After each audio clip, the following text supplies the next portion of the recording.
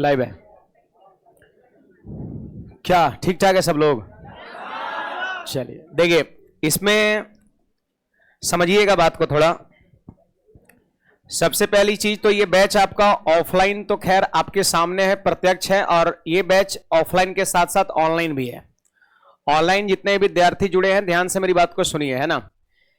ये आपका जो बैच है वो इसको फाउंडेशन बैच कह सकते हो, फंडामेंटल बैच कह सकते हो, बेसिक बैच आप कह सकते हो। इसमें क्या है कि 0 टू हाई लेवल का जितने भी बातें गणित के अंतर्गत बन सकता है वो सारी की सारी बातें बताए जाएंगे। तरीके हमारा बताने का बेसिक होगा, और प्लस में जो आपका कॉन्सेप्चुअल आपका होगा। देखो आजकल कंपटीशन जो है बेसिक पढ़ने से नहीं होता है, सच्चाई आपका है। अगर आप किसी सवाल को बेसिक से लगाते हैं जैसे आप बोर्ड के एग्जाम में करते थे, तो उस तरीके से लगाइएगा तो सिलेक्शन नहीं होगा आपका, क्योंकि समय आजकल बहुत कम मिलने लगा है और नंबर ऑफ क्वेश्चंस अच्छा खासा रहता है। तो उसके लिए कहीं ना कहीं कॉन्सेप्ट आपको सीखना है ना। कुछ आपका फॉर्मूलाज वगैरह रहेगा, कुछ ट्रिकी अप्रोच भी रहेगा आपका। तो कहने का मतलब इस चीज को आप तभी कर सकते हो जब आपके पास बेसिक बढ़िया रहेगा आपका, है ना। तो हम लोग पढ़ने के लिए बेसिक भी पढ़ेंगे, लेकिन एग्जाम में इस बेसिक कॉन्सेप्ट बेसिक चीजों को अप्लाई नहीं करेंगे। बेसिक जब तक बेहतर नहीं होगा तब तक आप कॉन्सेप्ट आपका बिल्डअप नहीं होगा, आपका ट्रिकी अप्रोच बेहतर नहीं हो सकता है, फॉर्मूलाज वगैरह। क्योंकि कहीं ना कहीं सवाल कम समय में बनता है तो बेसिक से नहीं बनता, आपके पास बेसिक के बाद जो आपके पास जो कॉन्सेप्ट डेवलप होता है उससे आपका होगा। तो हम लोग उस पर भी बात करेंगे इस बैच के अंतर्गत। देखिए इसमें सबसे पहले अर्थमेटिक हम लोग करेंगे, और अर्थमेटिक का सबसे पहला और बेसिक चैप्टर जानते हैं क्या होता है? रेशियो होता है ना। रेशियो होता है, रेशियो एंड प्रोपोर्शन। देखो दो चीजें इसमें, अर्थमेटिक का बेसिक चैप्टर एक रेशियो होता है, और दूसरा जानते हैं क्या होता है? परसेंटेज होता है। बहुत सारे टीचर्स लोग पहले रेशियो परसेंटेज ऐसे दोनों साथ में पढ़ा लेते हैं, लेकिन हमारा पढ़ाने का तरीका थोड़ा अलग है। हम पहले रेशियो पढ़ाएंगे, और रेशियो बेस्ड जितने भी चैप्टर हैं उसको हम वॉल्यूम 1 के अंतर्गत सब छांट के रखे हुए हैं, है ना। और जब ये कंप्लीट हो जाएगा रेशियो बेस्ड, उसके बाद हम आते हैं प्रतिशत पर, और फिर एक सेकंड वॉल्यूम का एक और बुक आएगा जिसमें परसेंटेज बेस्ड जितने भी चैप्टर होंगे वो इसमें आपको देखने को मिलेंगे। यानी अर्थमेटिक 2 सेक्शन में बांट करके हम लोग पढ़ेंगे। पहला नंबर रेशियो बेस्ड और दूसरा नंबर परसेंटेज बेस्ड, है ना। तो इससे भी पहले हम लोग आज के क्लास में रेशियो चैप्टर को शुरू करेंगे। जहां तक कुछ डेमो की बात है, तो ऐसा नहीं आपको कि डेमो में कुछ आपको अलग से कुछ पढ़ाया जाएगा और बाद में कुछ और पढ़ाया जाएगा, ऐसा हमारी फितरत नहीं है। और कहीं ना कहीं वो टाइम पास है। हम अभी जस्ट जो है 2-3 मिनट बाद जो है सिलेबस को सीधे स्टार्ट करेंगे, क्योंकि हम ये समझते हैं कि अगर आज कुछ अगर आपको अलग 2-3 दिन पढ़ाए डेमो के तौर पर, फिर उसके बाद दोबारा फिर स्टार्ट करें तो कहीं न कहीं 3 दिन आपका समय खामखा चला जाएगा। तो अभी जस्ट हम रेशियो शुरू करेंगे, मतलब सिलेबस को आज ही हम शुरू कर देंगे, लेट नहीं करना है, ठीक ना। इसके बाद नंबर सिस्टम पढ़ाया जाएगा, एडवांस का सेक्शन पढ़ाया जाएगा, इसके बाद डीआई, और इसके बाद स्टैटिक्स। देखो इसमें क्लियर कट मैं बात एक बता रहा हूं, ध्यान सुनिएगा। सॉरी, हाँ, पहले आपको अर्थमेटिक कराया जाएगा, समझे। इसके बाद जानते हैं आपको डीआई कराया जाएगा। जो एकदम सीक्वेंस होगा मैं वो बता रहा हूं, डीआई डीएस और प्लस में स्टैटिक्स। आपका डीआई डीएस समझते हैं ना, ग्राफ वाला, है ना। जैसे आपका टेबुलेशन हो गया, पाई चार्ट हो गया, बार ग्राफ हो गया, लाइन ग्राफ हो गया, कैसलेट हो गया, रडार ग्राफ हो गया, ट्रेंगुलर ग्राफ हो गया, है ना। ये सब चीज इसमें हम लोग करते हैं, लेकिन कंप्लीट अर्थमेटिक पढ़ लेंगे उसके बाद, क्योंकि अर्थमेटिक का कॉन्सेप्ट ही इसमें लगता है। बैंकिंग में भी खूब सवाल डीआईडीएस से देखने को मिलता है। और दूसरा नंबर ये आपका स्टैटिक्स है। स्टैटिक्स से सबसे ज्यादा सवाल रेलवे के एग्जाम में पूछा जाता है। इधर 2022 में आपका एसएससी भी अपने सिलेबस में स्टैटिक्स को इंक्लूड कर लिया है ना। तो स्टैटिक्स में जानते हैं क्या होता है? 10वीं क्लास में हम लोग पढ़े थे, माध्य, माध्यिका, बहुलक, नहीं, प्रसरण, विचरण, है ना, रेंज, है ना, वो सारी चीजें हम लोग स्टैटिक्स से पढ़ते हैं। ये आपका छोटा सा चीज है, ये लगभग आपका 15 क्लास का होता है टोटल आपका, ये चीजें। फिर इसके बाद हम लोग पढ़ते हैं यहाँ पे नंबर सिस्टम, इस सीक्वेंस में हम लोग पढ़ेंगे ये। और एक और सेक्शन कौन सा बच गया आपका? एडवांस का। तो एडवांस जो है इस टाइम में आपको नहीं पढ़ाया जाएगा। जो रियलिटी है पहले दिन क्लियर, बाद में ही नहीं कि कहे थे वो कहे थे, है ना। एडवांस का जो सेक्शन है वो इस टाइम में 6 से 7 वाले में आपको नहीं कराया जाएगा। इसके लिए 2 टाइम हमने फिक्स कर रखा है, एक सुबह में 8 बजे और एक शाम में कितने बजे, 4 बजे आपका, है ना। ये 2 टाइम फिक्स है। मैं ये नहीं कह रहा हूं कि कल से ही आप इसमें जुड़ जाइए, है ना। जब भी इसमें नया चैप्टर शुरू होता है तो आपको क्लास में हम इन्फॉर्म करेंगे, ठीक ना। और अगर आपके पास टाइम ये सूट करेगा, अगर लगेगा कि हमारे पास इसमें फ्री हम हैं इस टाइम में, तो फिर उस टाइम में आप उसमें ज्वाइन कर सकते हैं, समझे बात को। लेकिन अभी शुरुआत में नहीं करना है, कुछ दिन इधर पढ़ लेंगे उसके बाद करना है। आप मैक्सिमम 2 बैच कर सकते हैं, या तो 1 बैच करिए अपने बैच में रहिए, ये जब खत्म हो जाएगा तब उसमें एडवांस में आप जाइएगा, और नहीं तो आप 2 बैच मैक्सिमम कर सकते हैं, कार्ड पर अपना अलाउ करा लेंगे। आई बात समझ में, 2 बैच मैक्सिमम कर सकते हैं। लेकिन देखो गणित ऐसा विषय है, इसको जीके जीएस से कंपेयर मत करिएगा। बहुत लोग इसको जीके जीएस में, तो मैं सुनता हूं, या हमको विद्यार्थी लोग ही बताता है कि जीके जीएस में एक बार ढुकता है क्लास में, वो 4 घंटा बाद निकलता है, 4 क्लास बाद। ऐसा होता है ना, होता है। तो जीके जीएस थोड़ा सा अलग चीजें है ना। इसमें आप 4 घंटा जो है अपने आप को वहां पर एडेप्टेड कर लीजिएगा, कोई दिक्कत की बात नहीं। लेकिन मैथ्स में 4 घंटा क्लास में बैठे रहिएगा, तो समझाने के लिए तो हम आपको समझा देंगे, लेकिन फिर क्लास सिर्फ करने से नहीं होता है। 4 घंटा में समझ रहे हैं, 4 घंटा में आप समझ रहे हैं, इसमें कुछ चलेगा, अगले में कुछ चलेगा, अगले में कुछ चलेगा, अगले में कुछ चलेगा। फिर उन 4 घंटे के चीज को फिर घर पे जाकर के मेंटेन करना है, बहुत बड़ी बात हो जाती है। और आपको सिर्फ मैथ्स ही नहीं पढ़ना है, maths, reasoning, English, GK GS सब आपको पढ़ना है ना।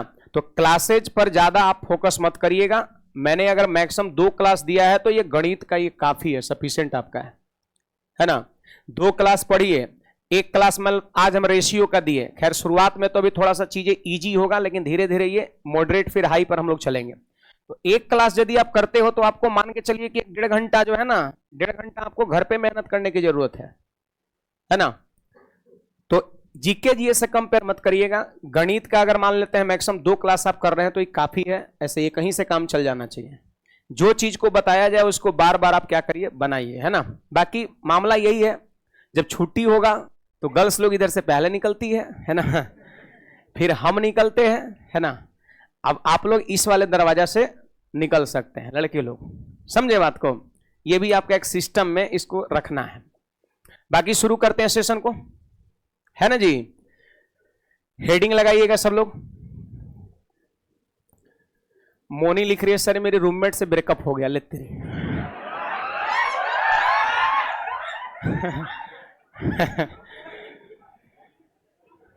और क्या लिख रही है, ब्रेकअप हो गया, मेरे रूममेट से ब्रेकअप हो गया, है ना। बहुत रोती है ना, उसको बोलिए नहीं रोने को, हम परेशान है ना।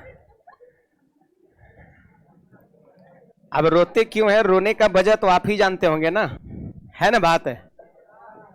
चलिए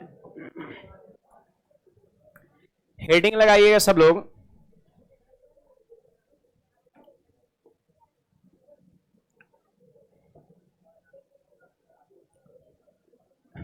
लिख लिए, हेडिंग सब लोग लगाएंगे, रेशियो एंड प्रोपोर्शन।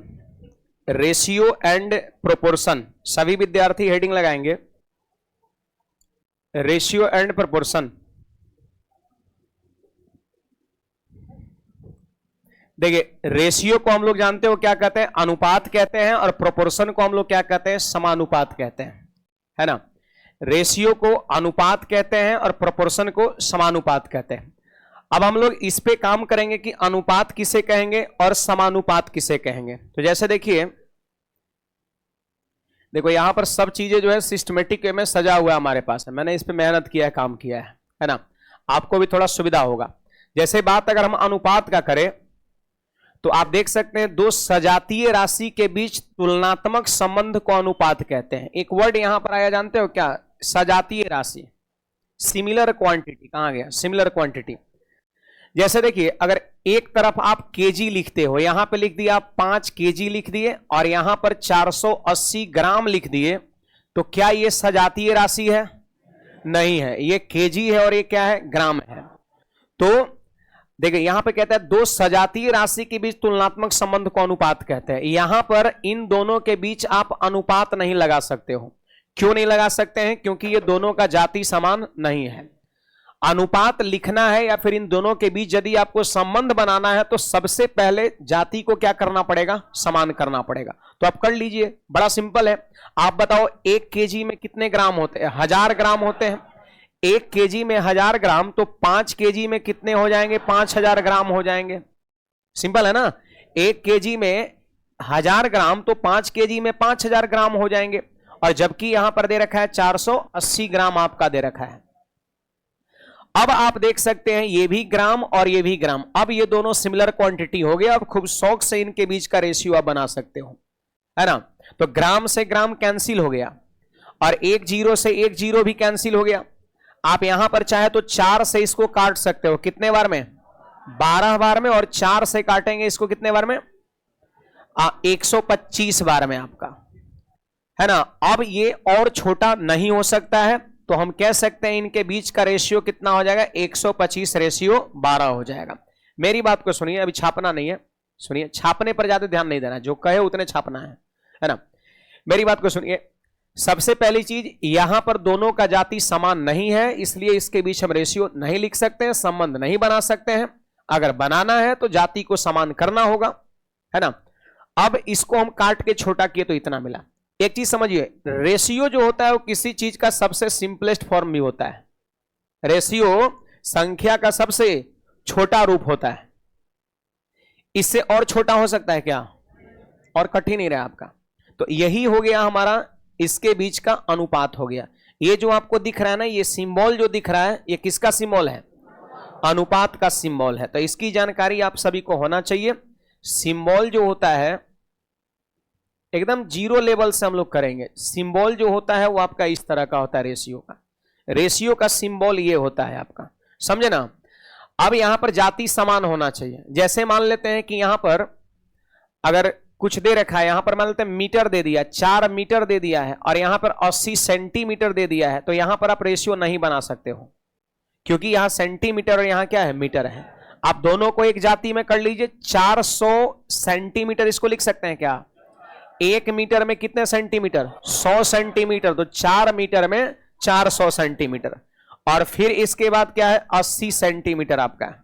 तो सेंटीमीटर से सेंटीमीटर खत्म, 80 से कटेगा ये 5 बार में, यानी 5 रेशियो आपका 1 हो जाएगा। रेशियो संख्या का सबसे छोटा रूप होता है। अब और ये छोटा नहीं हो सकता है, तो इनके बीच का अनुपात यही हो जाएगा। ये अनुपात का क्या है? आपका चिन्ह है, समझे। तो जो वर्ड लिखा है सजातीय राशि, बोले तो सिमिलर क्वांटिटी, इसका मतलब यही होता है दोनों एक जाति का होना चाहिए, तभी हम रेशियो बना सकते हैं। याद रहेगा सबको। अब जैसे देखिए यहां पर रेशियो है, तो ये आपको क्या दिख रहा है? 3/8। तो 3/8 को चाहे तो आप ऐसे लिख सकते हैं 3:8, 3:8, है ना। भिन्न ही क्या है? भिन्न है। भिन्न ही रेशियो है, रेशियो ही क्या है? भिन्न है। ये दोनों सेम चीजें हैं। 3:8 कोई कह रहा है या फिर 3/8 कर रहा है, दोनों बात क्या है? बराबर है। इसको रेशियो पढ़ेंगे, नहीं तो एक और चीजें आप पढ़ सकते हो यहां पर। देखो पढ़ेंगे, जानते हैं क्या पढ़ेंगे? इसको is to पढ़ेंगे। इसको अंग्रेजी में से बोल सकते हैं 3:8, 3:, या फिर 3:8, 3:8। ये हमारा सिंबल हो गया। इतनी चीज को आप जल्दी से छाप लीजिए। कॉलम तनी फास्ट चलाना है, सटासट एकदम।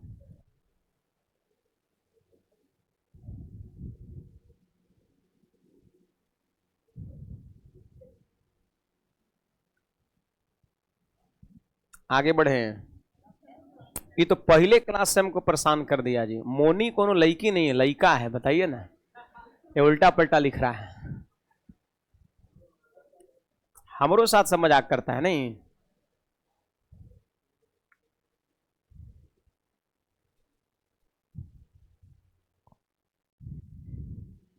रेशियो को क्या पढ़ते हैं? इज टू, है ना, याद रखना है। और भिन्न ही रेशियो है, रेशियो ही भिन्न है।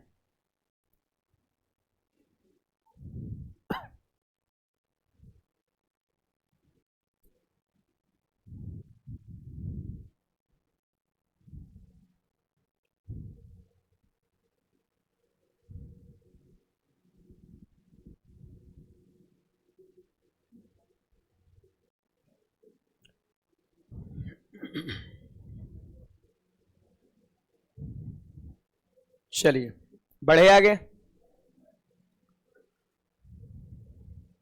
ऐसे एक चीज ये भी जान लो, रेशियो का अगर परिभाषा आपको याद नहीं रहेगा तो ऐसा नहीं कि सवाल नहीं बनेगा, इससे कोई लेना देना नहीं है ना। बोर्ड का एग्जाम नहीं चल देना है आपको कि अब डिफिनेशन इसका लिखना है ना। बस जानकारी के लिए बताया गया, आपको बस इसकी जानकारी होनी चाहिए कि भिन्न ही रेशियो है, रेशियो ही भिन्न है, इसको हम पढ़ेंगे। इज टू सिंबल ये होता है, बस बात यहां पर खत्म हो गया। जो सच्चाई है मैं आपको बता रहा हूं, परिभाषा वगैरह कोई जरूरत नहीं है, लेकिन अच्छी चीज है जानकारी हो। सजातीय राशि रहेगा तभी हम रेशियो बनाएंगे, जाति अलग रहेगा तो नहीं बनेगा। आप यहां पर देखे होंगे दूसरा वर्ड था, उसमें क्या समानुपात था, देखे है ना। एक था अनुपात और दूसरा समानुपात था।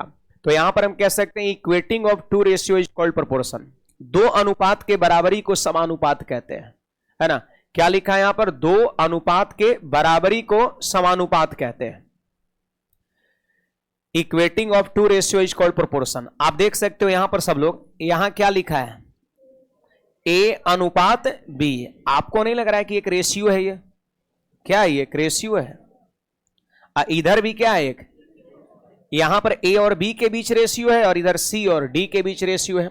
आप बताइए क्या ये दोनों रेशियो बराबर है, बराबर है। तो समानुपात का परिभाषा यही तो है कि दो अनुपात है, ये भी अनुपात है ये भी अनुपात के बराबरी को समानुपात कहते हैं। मतलब सिंपल सी भाषा कि जब दो गो अनुपात बराबर हो जाए तो उसी को हम क्या कहेंगे, समानुपात कहेंगे, समानुपात कहेंगे। अब देखो इसको जब लिखना है तो यहां पे ये हो गया और बराबर के जगह पर ये हम लोग चिन्ह दे दिए। ये डबल रेशियो है ना, डबल रेशियो है, इसी को हम प्रोपोर्शन कहते हैं। अगर कोई कहेगा कि प्रोपोर्शन का सिंबल क्या है, प्रोपोर्शन को हम लोग दिखाते कैसे हैं, तो बड़ा सरल बात है, डबल रेशियो ऐसे दे देंगे। ये क्या है, प्रोपोर्शन का सिंबल है। पता है इसको पढ़ते क्या है, एज पढ़ेंगे। समानुपात तो खैर कहेंगे ही, है ना। इसको पढ़ेंगे हम लोग एज। इसको क्या पढ़े थे, इज टू, और इसको पढ़ेंगे एज। ऐसे आप बोल सकते हो ए अनुपात बी, ए अनुपात बी समानुपात सी अनुपात डी। नहीं तो ऐसे अंग्रेजी में पढ़ेंगे A is to B as C is to D. सब लोग पढ़िएगा, A is to B as C is to D. एक बार फिर से पढ़ेंगे, A is to B as C is to D. Ratio को इज टू पढ़ते हैं, प्रोपोर्शन को एज पढ़ते हैं। अब बोल सकते हो कि A is to B as C is to D है, ए अनुपात बी समानुपात सी अनुपात डी आपका है ना। तो दो अनुपात के बराबरी को समानुपात कहते हैं और यही बराबर के सिंबल के जगह पर हम समानुपात का चिन्ह देंगे। सही बात है, दो गो अनुपात कभी बराबर हो जाए उसी का नाम क्या है, समानुपात है। ये सिंबल है, पढ़ते एज हैं। अब देखो जी, इसके बाद यहां पर, इसके बाद अगर कभी भी इस तरह का लिखा हुआ रहेगा, समझिए पहले तो छापिएगा, अगर कभी इस तरह का ऐसे लिखा हुआ रहेगा, समझे, इधर आइए थोड़ा सा यहां पर, इधर आइए यहां पर, अगर कभी ऐसे लिखा रहेगा तो इसको आप ऐसे लिख सकते हैं क्या, ए बाई बी। बोलिए, ये रेशियो है तो इसको भिन्न में लिख सकते हैं बराबर। देखिए समानुपात के जगह पर हम चिन्ह बराबर का दे दिए और उधर क्या होगा, सी बटा डी हो जाएगा। अब एक स्टेप आगे बढ़ाओ, क्योंकि देखो रेशियो ही भिन्न है। आप इस तरह का है तो ऐसे लिख सकते हो, कभी अगर ऐसा रहेगा तो उस तरीके से लिख सकते हो, कोई दिक्कत की बात नहीं है, क्योंकि दोनों बराबर है। अब बताइए, बराबर का चिन्ह है, क्या यहां पर आप क्रॉस मल्टीप्लीकेशन कर सकते हैं, तिरछा तिरछी गुना होता है ना, किधर भिन्न है किधर भिन्न है, तो क्रॉस मल्टीप्लीकेशन आप कर सकते हैं। तो आइए ना क्रॉस मल्टीप्लीकेशन करते हैं, तो यहां पे हो जाएगा ए गुना डी। देखो भाग में है तो गुणा में जाएगा और ये उधर जाएगा, बी गुणा सी हो जाएगा। तो जो मिला इसको जरा आप देखिए ध्यान से, ये प्रोपोर्शन है। आप बताइए प्रोपोर्शन में कितना राशि हो गया, 4 गो, 1 2 3 4, प्रोपोर्शन में 4 गो होता है। यहां देखो क्या है, ए गुणा डी, तो ए है पहला वाला और डी है आखिरी वाला, यानी ए गुणा डी बराबर बराबर बी गुणा सी, और बी और सी क्या है, अंदर वाला है, अंदर वाला है।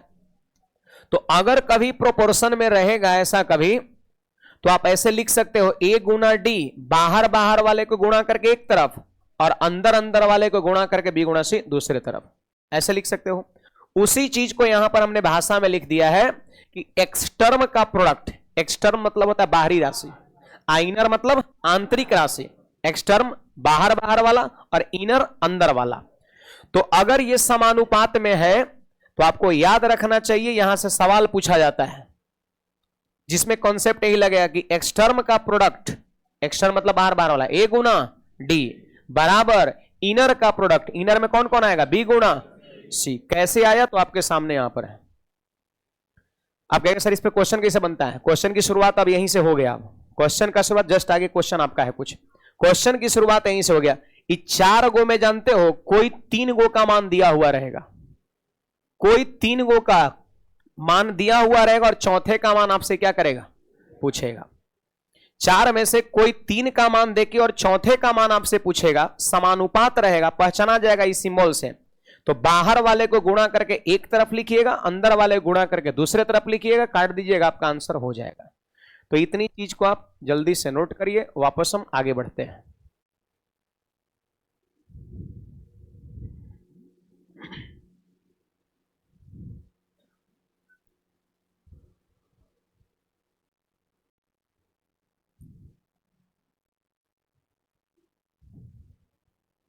चलिए जल्दी से थोड़ा छापिएगा।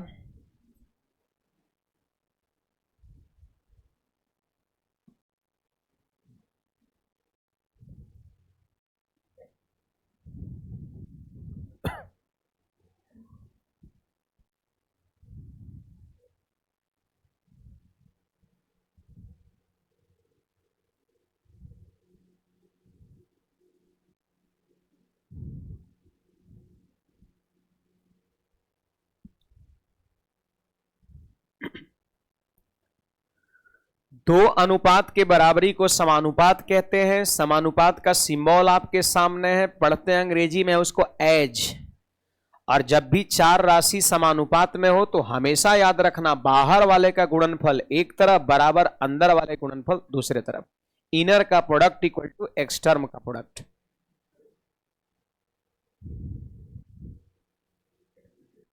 जय सवाल, क्या क्या प्रॉब्लम है सर? मैथ समझ में नहीं आता है, क्या किया जाए?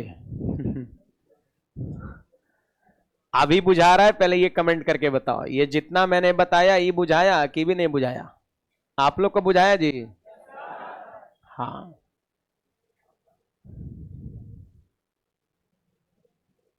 चलिए आगे बढ़ते हैं। तो देखो ये क्यों लिखा गया उसका जवाब यहां पर है। A by B equal to C by D, cross multiplication के तो ए गुना डी आया और उधर बी गुना सी है। ए और डी यही तो है एक्सटर्म, और बी और सी क्या है, इनर वाला है, इनर अंदर वाला है।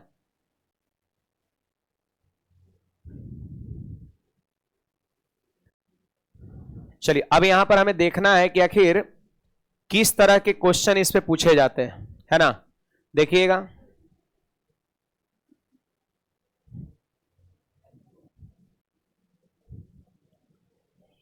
यहां पर देखो हमारे सामने क्वेश्चन है। क्वेश्चन में क्या लिखा है, if 3:x as 7:35 then x equal to what, है ना? देखिए आपको ये पहचान में आ रहा है कि प्रोपोर्शन का क्वेश्चन है। एग्जाम में इसे आएगा ना तो कहिएगा कि प्रोपोर्शन का सवाल हमारे स्क्रिप्ट में आया था। पहचान पा रहे ना, प्रोपोर्शन है ये, समानुपात का चिन्ह है ये, प्रोपोर्शन का चिन्ह है आपका।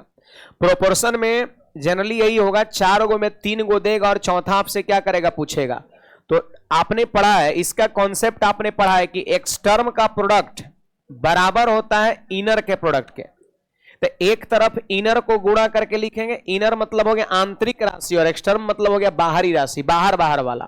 तो अंदर वाले को गुणा करो कितना हो जाएगा, 7 गुणा x, बाहर वाले को गुणा करो कितना, 3 गुणा 35, बराबर कर दिए। x का मान पूछ रहा, 7 से ही कटेगा, कै बार में, 7 × 5 = 35, 5 बार में। तो x की वैल्यू कितना हो जाएगा, 5 दिए 15 आपका हो जाएगा। किसी को डाउट है बोलिएगा, किसी को डाउट है बोलिएगा।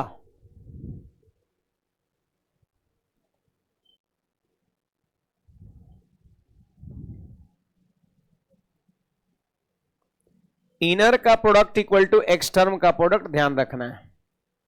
चलिए जल्दी छापिए, सब छोटा मोटा बहुत ज्यादा लेवल नहीं है, लेकिन एग्जाम में पूछता है। एग्जाम में ऐसा रीजनिंग आप पढ़िएगा ना, रीजनिंग में भी जो पैटर्न वाला क्वेश्चन होता है उसमें भी इस तरह का क्वेश्चन पूछा जाता है। आप लोग पढ़े होंगे तो वहां पे आपको बताया गया होगा, रीजनिंग का एक पैटर्न वाला जो क्वेश्चन आता है उसमें भी प्रोपोर्शन से क्वेश्चन बनते हैं, है ना। तो ये चीजें वहां भी आपको काम करेगा। चलिए अगला हमारा ये जो क्वेश्चन है, क्वेश्चन को थोड़ा नोट कर लेंगे यहां पर। इधर छोटा छोटा कुछ क्वेश्चन होगा, उसको लिखते चलना है। पढ़ाने का तरीका क्या है कि पहले हम लोग थ्योरी पढ़ते हैं, है ना, और फिर उसके बाद एक बुक आपको मिलेगा, उसमें जितने भी क्वेश्चंस होंगे उसका लाइन बाय लाइन हम लोग सॉल्यूशन करते हैं।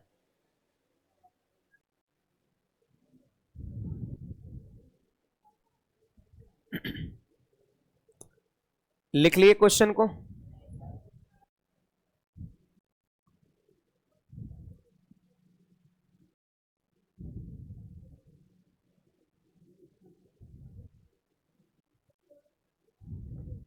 आइए देखते हैं।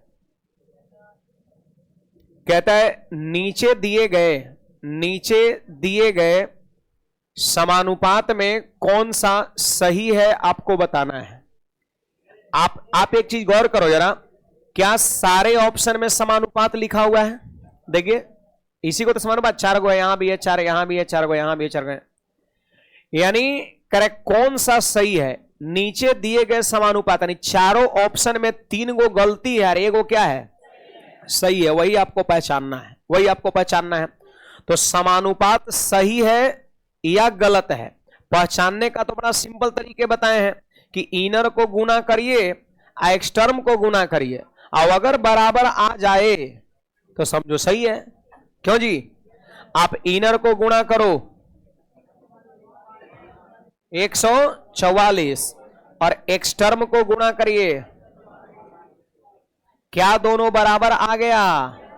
144 बराबर 144 आ गया। इसका मतलब समानुपात में यही सही है आपका। बाकी कहीं अन्य जगह मल्टीप्लाई करके देख लो, ऐसा नहीं होगा आपका। समानुपात जांच करने के लिए हमने क्या सिखाया है कि आप इनर को गुना करके अलग लिखिए और एक्सटर्म को गुना करके अलग लिखिए। अगर दोनों बराबर आ गया तो समानुपात में है, अदरवाइज नहीं है। तो यहां पर ऑप्शन नंबर कौन सा? ए हो जाएगा। और जब ए मिल गया तो फिर आगे जांच करने की जरूरत नहीं है आपका। कंपटीशन में सिंगल चॉइस क्वेश्चंस ही होते हैं, मतलब एक ही को उत्तर। आप लोग 11वीं 12वीं करे होंगे तो वहां पर आपका मल्टीपल चॉइस, एक एक सवाल का 2 2 3 3 आंसर भी होता था वहां पर, लेकिन कंपटीशन में सिंगल चॉइस होता है आपका। तो अगर ए नंबर ऑप्शन अगर मिल गया तो फिर आगे जांच करने में अपना टाइम वेस्ट नहीं करना है, समय भी बचाना है एग्जाम हॉल में, क्योंकि बहुत कम समय होते हैं और क्वेश्चन ज्यादा करने होते हैं। दूसरा नंबर और में हमारा यहां पे क्या सोच हो सकता है, जरा ध्यान दीजिएगा। यहां पर देखिए क्या लिखा है, 12:9 और यहां पर 16:12 है। तो आप दूसरे तरीके से ऐसे सोच सकते हो, क्या इन रेशियो को और हम छोटा कर सकते हैं? 3 से कटेगा 4 बार में और 3 से 3 बार में। क्या इन रेशियो को छोटा कर सकते हैं? 4 से कटेगा 4 बार में और 4 से 3 बार में। तो क्या ये दोनों बराबर हो गया? देख लो, ये दोनों बराबर हो गया। इसका मतलब ऑप्शन नंबर 1 क्या है? सही है। तो इनर का प्रोडक्ट इक्वल टू एक्सटर्म का प्रोडक्ट करके भी जांच कर सकते हैं, अदरवाइज इसको काट के छोटा करिए और उसके आधार पर भी जांच कर सकते हैं। कुछ पूछना है किसी विद्यार्थी को, बोलिएगा।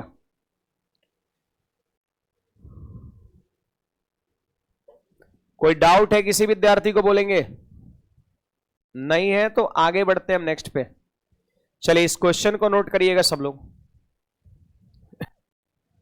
कुछ सवाल हम यहां कराएंगे, बाकी बुक में भी ढेर सारा सवाल आपको देखने को मिलेगा।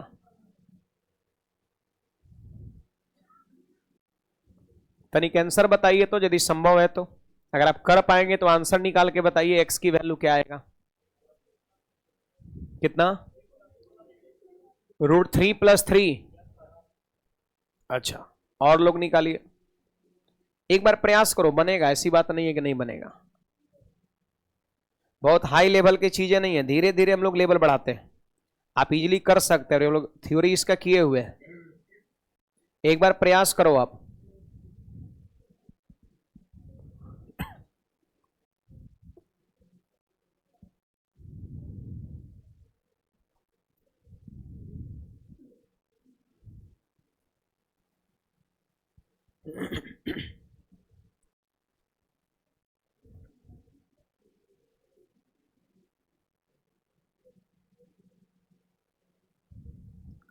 बढ़े आगे,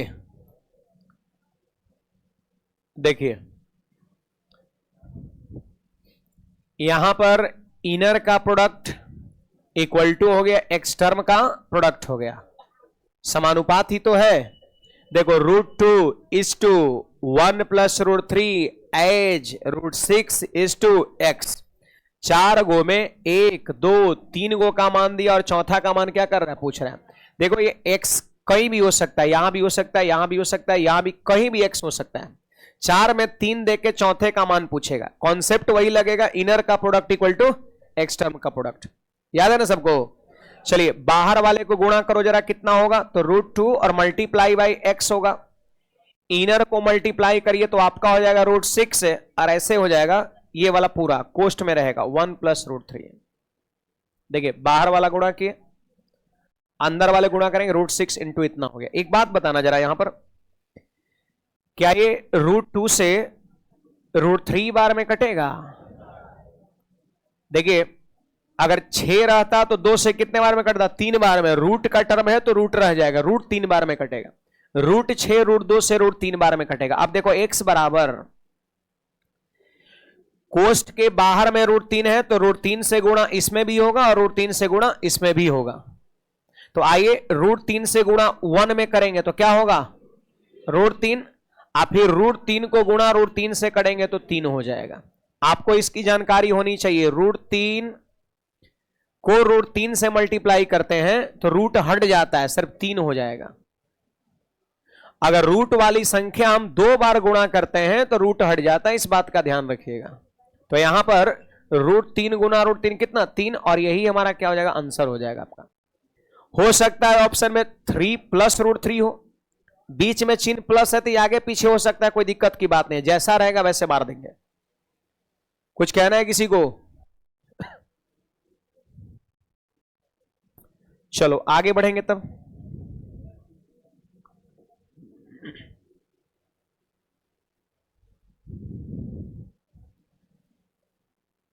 इस क्वेश्चन को लिखिएगा। देखिए जानते हैं क्वेश्चन इसी तरह का जो यूपी पुलिस में पूछा हुआ है, जो लीक हुआ है पेपर आपका।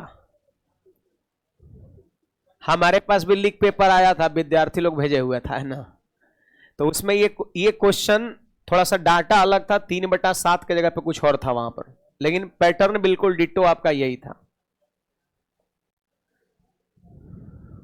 क्वेश्चन को नोट कर लिए?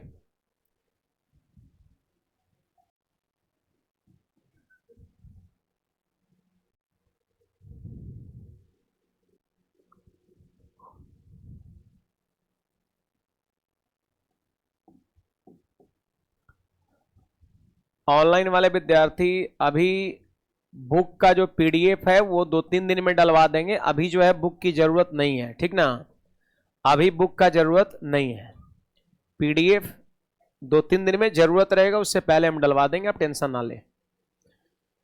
ऐसे ये क्वेश्चन यूपी पुलिस का नहीं है, इसी पैटर्न का पूछा था, सिर्फ डाटा अलग है। बाकी इस तरह का सवाल अनेकों एग्जाम में पूछा गया है आपका।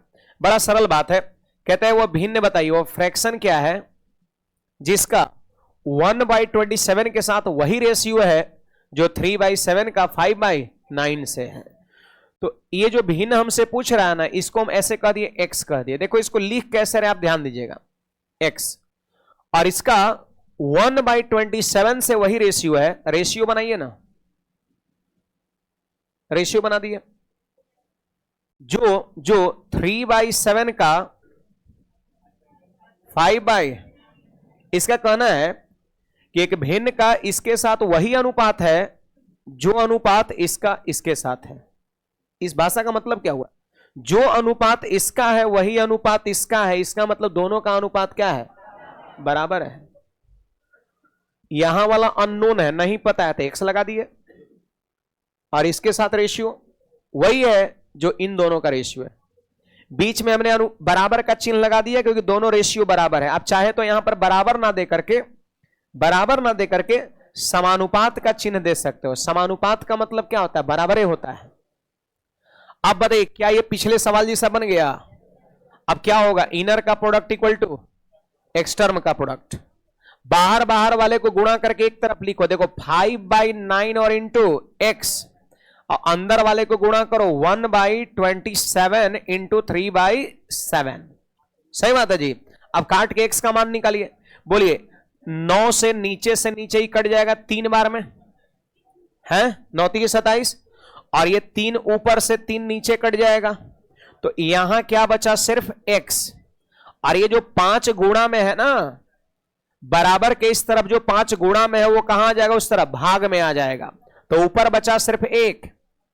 अब 5 आया नीचे और 7 पहले से, तो 5 सते 35, तो आंसर हो गया कितना, 1/35 आपका हो जाएगा।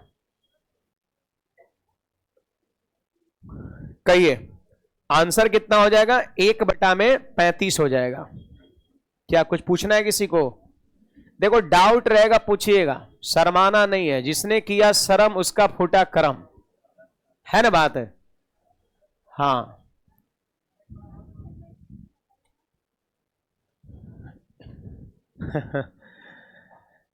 ये एक फ्रैक्शन है, ठीक है, और उसको 1/27 के साथ वही रेशियो है जो रेशियो इसका इसके साथ है। मतलब क्या है, देखो गणित में टर्मोलॉजी चलता है आपका, ठीक ना। देखो इंग्लिश का लैंग्वेज में जो है ना, यहां पर मटेरियल में आपको नहीं दिखेगा फिलहाल, इस पे हम काम कर रहे हैं, 2-4-6 महीने बाद दोनों बाइलिंगुअल लेके हम आएंगे, है ना। लेकिन जहां तक समझने की बात है तो हमें लगता है किसी को कोई प्रॉब्लम होना चाहिए। सवाल का क्या कहना है कि एक फ्रैक्शन बताओ जिसका इसके साथ जो रेशियो है सेम रेशियो इसका इसके साथ है, तो एक तरफ क्या करेंगे, एक इस भिन्न का रेशियो इसके साथ लगा देंगे, और दूसरी बार क्या करेंगे, इसको इसके साथ रेशियो लगा देंगे। अब फिर कॉन्सेप्ट क्या होता है, इनर का प्रोडक्ट इक्वल टू एक्सटर्नल का प्रोडक्ट, लिख दिए। नहीं बुझाया? चलो आगे बढ़ते हैं, तो बुझाया तो बढ़ जाना। चलिए यहां पर देखिएगा सब लोग क्या कहता है, थ्योरी यहां पर फिर से शुरू।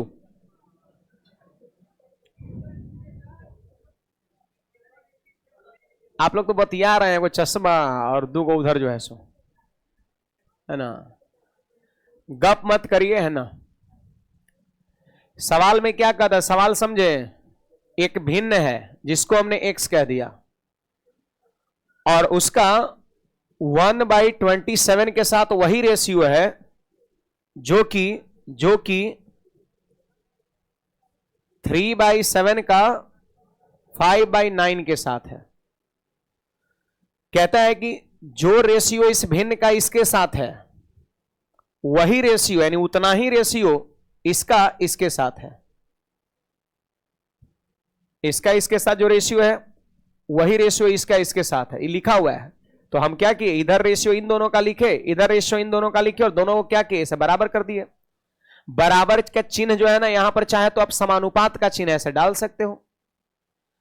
अब इसके बाद आप क्या पढ़े हैं, 1 2 3 4 गो में 3 गो दिया और चौथा पूछ रहा है, तो क्या हम लगाएंगे लॉजिक, इनर का प्रोडक्ट इक्वल टू एक्सटर्नल का प्रोडक्ट। तो बाहर बाहर वाले गुणा करके एक तरफ लिखिए x गुना 5/9, अंदर वाले को गुणा करके एक तरफ लिखिए 1/27 गुना 3/7। बुझाया? अब इसको काटना है ना, तो नीचे से नीचे काटिए, 9 3 27, ऊपर 3 नीचे 3 खत्म, 5वां आ जाएगा नीचे, 1/35 हो जाएगा आपका। चलिए आगे बढ़ते हैं, ध्यान यहां देना है।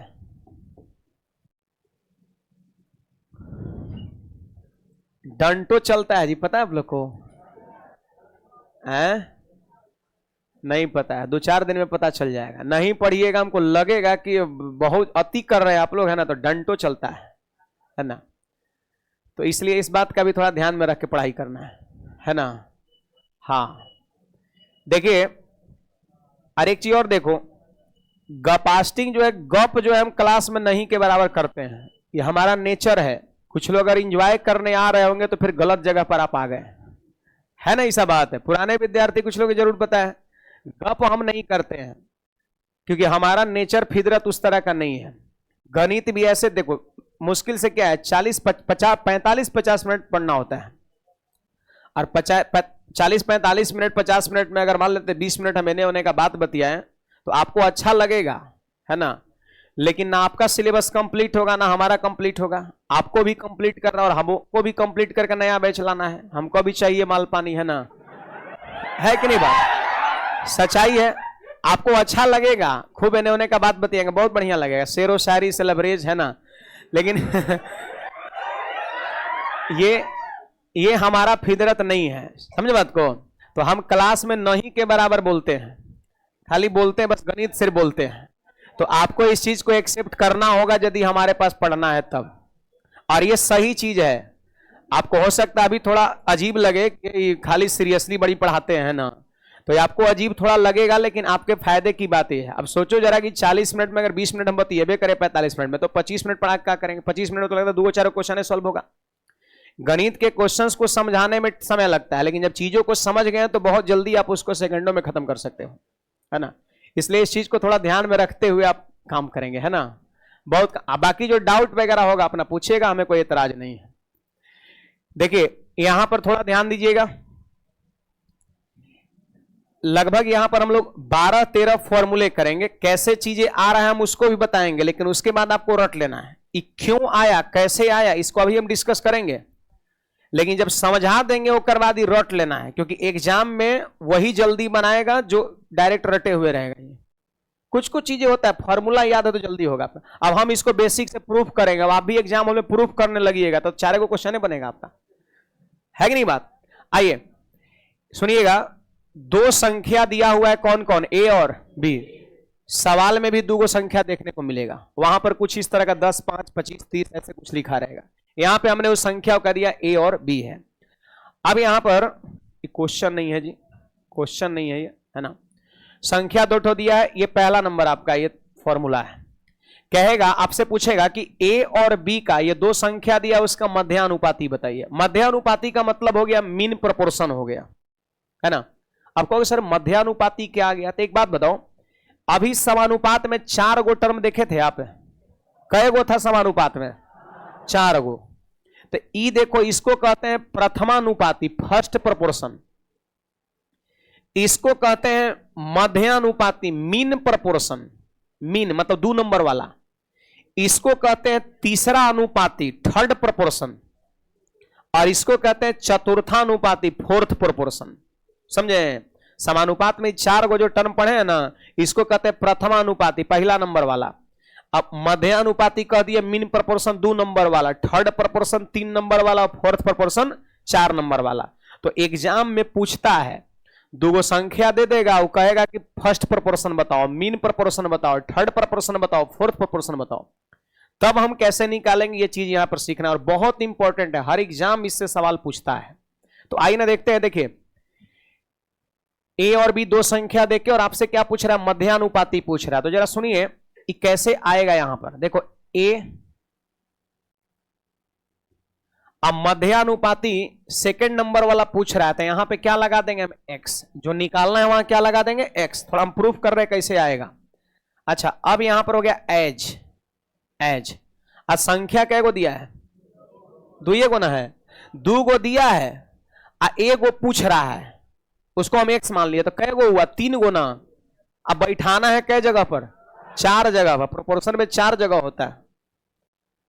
ए दिया है, बी दिया है 2 गो, और ए गो हम माने हैं एक्स 3 गो, लेकिन फिर भी एगो जगह खाली रह जाएगा, नहीं रह जाएगा। तो सीखिए कि इन 4 जगह पर अगर इन 3 को बैठाना है तो लिखने का तरीका क्या होता है। सुनो, एक्स से एंड हुआ ना, तो अगला वाला एक्स से ही शुरू करते हैं, और ये जो है बी चौथा नंबर पर फेंका जाएगा उधर आपका। ये लिखने का तरीका ही है।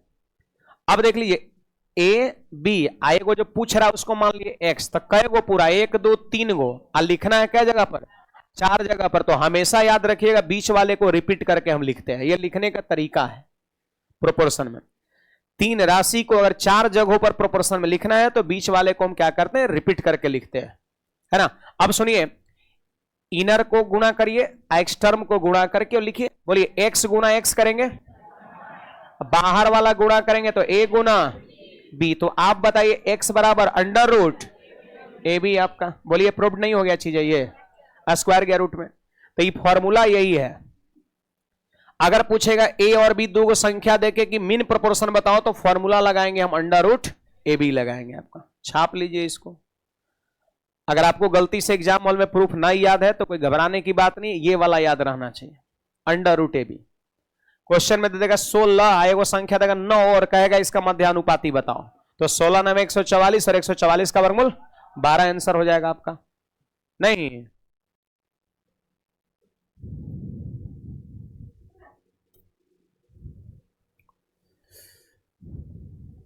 साइंस का बैच लाइए। तेरी कहां पहुंच गया जी? इंग्लिश का बैच लाइए, साइंस का बैच लाइए। हमारे पास सुविधा मैथ्स का और एक रीजनिंग का भी आपका है ना, मैथ्स और रीजनिंग। अगर कोई विद्यार्थी रीजनिंग पढ़ना चाहेंगे तो अभी जस्ट क्लास आपका स्टार्ट होगा, मतलब हम छोड़ेंगे उसके बाद तुरंत, समझे। लेकिन वो स्टार्ट इस क्लासरूम में नहीं होगा। अगर कोई पढ़ना चाहेंगे, इच्छुक होंगे तो जा सकते हैं, जस्ट हमारे ऊपर है ना, मतलब ये फर्स्ट फ्लोर पे आपका क्लास चलेगा। ये कौन सा फ्लोर है? ये फर्स्ट हो गया।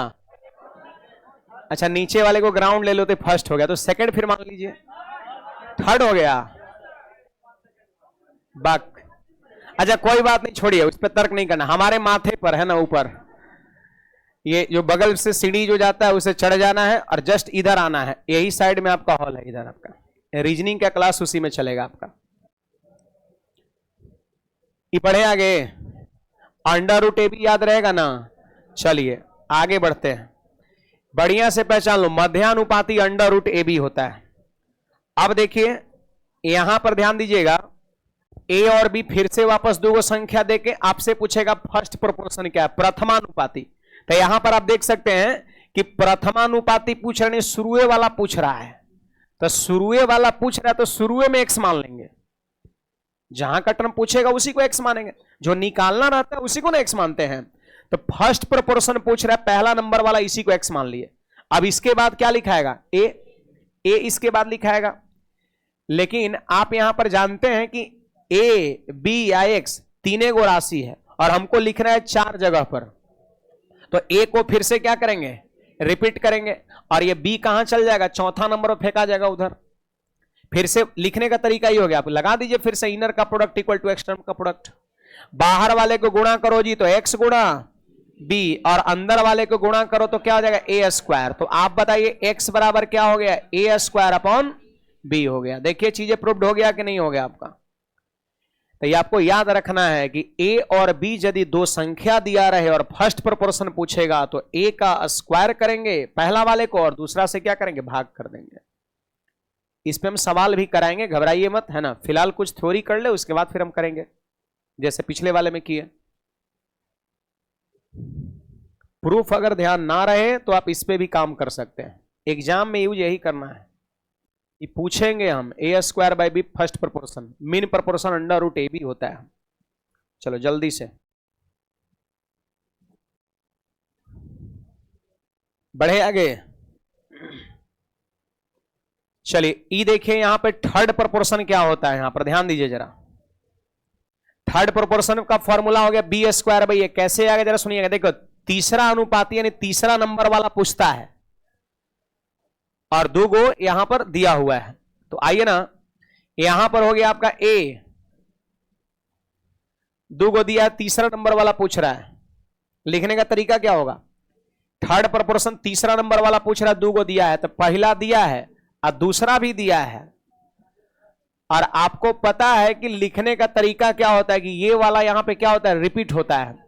यहां पर ये रिपीट होगा और एक्स कहां चला जाएगा? पीछे। थोड़ा आपको लग जरूर अजीब रहा होगा कि सर ये तो थर्ड प्रोपोर्शन पूछ रहा है और आप एक्स लिखे चौथा नंबर पर, है ना। तो ये चीजें सही है, गलत नहीं है। जैसे देखो थर्ड नंबर वाला हमसे पूछ रहा है जबकि फर्स्ट और सेकंड वाला दिया हुआ है, और हमको पता है कि इन 4 जगहों पर जब 3 चीज को बैठाना है तो बीच वाले को क्या करते हैं? रिपीट करके लिखते हैं। तो ये फर्स्ट वाला ए, सेकंड वाला बी, लेकिन ये रिपीट होगा और जो पूछ रहा है वो आगे चला जाएगा, है ना। अब देखिए इसको करिए, एक्स टर्म का प्रोडक्ट यानी एक्स गुना ए बराबर इनर का प्रोडक्ट कितना? बी स्क्वायर हो गया, बी गुना बी, बी स्क्वायर। तो एक्स बराबर क्या हो जाएगा? बी स्क्वायर बाई ए हो जाएगा। देख लीजिए यहां पर आ गया आपका। नहीं, ई कैसे था? वहां था उल्टा, ए स्क्वायर बाई बी था, और यहां क्या है? बी स्क्वायर बाई ए है। फर्क नहीं है दोनों में? वहां था ए स्क्वायर बी बाई बी, और यहां पर बी स्क्वायर बाई ए आपका है। चलिए, टाइम भी हो गया, होने को है ना?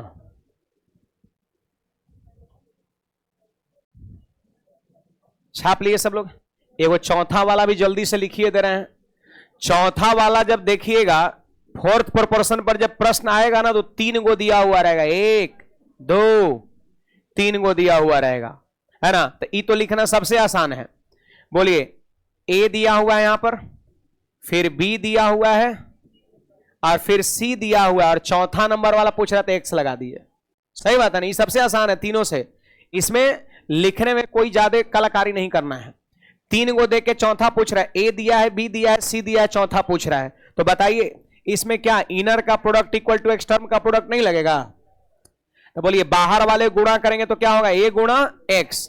अंदर वाले को गुणा करो, क्या होगा? बी गुणा सी होगा। सही बात है। आप बताइए, एक्स का मान क्या होगा? तो बी गुणा सी और बटा में ए हो जाएगा आपका। सही बात है, बी गुणा सी बटा में ए हो जाएगा, नीचे में लिखा हुआ यहां पर। तो 4 गो फॉर्मूला याद हुआ? बताइए, मध्यानुपाती हो गया under root A B, first proportion A square by B, third proportion B square by A, और फोर्थ प्रोपोर्शन बी गुना सी बटा ए। पीछे वाले दोनों को गुणा करेंगे और पहला वाले से क्या करेंगे? भाग करेंगे, बी गुना सी बटा ए। तो फिलहाल आज की सेवा यही हम समाप्त करेंगे, समझे? और अगली जो क्लासेस, देखो सुनिए, क्लासेस जो आपका होता है वो मंडे टू फ्राइडे ही शुरुआत में होता है, लेकिन हम लोग जैसे ही 1-2 चैप्टर आगे बढ़ते हैं तो फिर क्लास आपका सैटरडे को भी हो जाता है, सप्ताह में 6 दिन। लेकिन अभी आपकी क्लास मंडे टू फ्राइडे ही चलेगा। और आज क्या है? फ्राइडे है, तो अगला क्लास आपका मंडे को लगेगा यहां से आगे। समझे बात को? बड़ा अफसोस की बात है, नहीं? हमें भी कहते हुए अच्छा नहीं लग रहा है, लेकिन क्या करिएगा, फ्राइडे है तो है ना? तो मंडे को आपका यहां से आगे हम क्लास लेंगे, है ना? सब लोग रेगुलरिटी को मेंटेन करिए और वापस आइए, है ना? गर्ल्स लोग पहले निकलेंगे। यहां से फोर्थ प्रोपोर्शन से आगे हम मंडे को क्लास लेंगे। आप लोग भाई साहब इधर से निकल सकते हैं, निकलिए, कोई दिक्कत नहीं।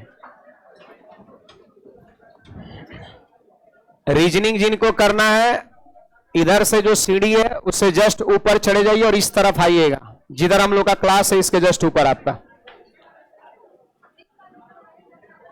हमको नहीं पता ऊपर में क्या है, हम गए भी नहीं है, बस हमको पता है कि हमारे ऊपर एक हमारा क्लासरूम है ना?